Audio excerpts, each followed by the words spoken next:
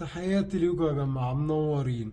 سريعا كده ناخد بالنا من أي حاجة بنعملها أو بنقولها مهما كانت بسيطة وإحنا شايفينها لا تذكر أو يعني لا ليها تأثير قوي وممكن تفرق فرق كبير جدا، زي بالظبط النقطة أو الشرط أو أي حاجة بسيطة. أديكم مثال، يعني مثلا كلمة قطر لو حطينا نقطة في آخر حرف هتبقى قطز، ولو شدينا شوية كده الحرف هتبقى قطن، وتسلسل بقى الأحداث على كده.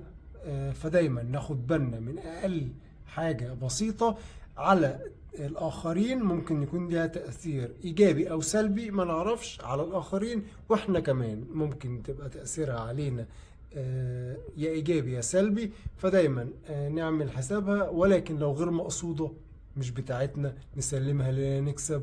ولو في سوء تفاهم فيما بعد نحاول نعالجه ونوضح، او يا ريت ما يكونش فيه اصلا ونتفهم صح من البداية، وربنا يسترها على الجميع. قل لن يصيبنا الا ما كتب الله لنا، والحافظ والحامي هو الله. شكرا لكم.